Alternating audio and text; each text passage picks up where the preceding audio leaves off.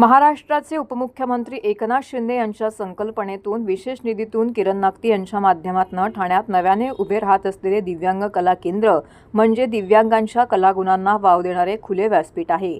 यात सर्व प्रकारचे दिव्यांग ज्यांच्या अंगी गाण्याची, नृत्य करण्याची, अभिनयाची, वादनाची तसेच चित्रकला, हस्तकला अशा कोणत्याही प्रकारची आवड असणाऱ्या दिव्यांगांना या 16 कला विभागातील मोफत कलेचं प्रशिक्षण दिलं जाते। आजपर्यंत ठाण्यातील नियमित या केंद्रात शिकत असलेल्या दिव्यांग मुलांना हे प्रशिक्षण दिले जात होते, परंतु आता महाराष्ट्रातील अशा विशेष मुलांसाठी एकनाथ शिंदे यांच्या हस्ते शोध कलाकारांचा दिव्यांगांच्या कलागुणांचा या अभियानाचा शुभारंभ करण्यात आलेला आहे।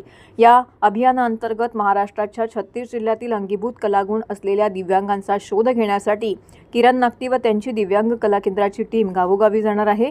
त्यांना ठाण्यातील या नव्याने उभे राहत असलेल्या दिव्यांग कला केंद्रात आणून मोफत प्रशिक्षण देऊन त्यांच्यातील कलाकारांना बाहेर काढण्याचं काम होणार आहे। यातून त्यांना मिळणारं समाधान, ओळख ही अमूल्य असेल। दरवर्षी महाराष्ट्रातून 1000 दिव्यांगांना मोफत कलेचं प्रशिक्षण देण्याचा आपला मानस आहे।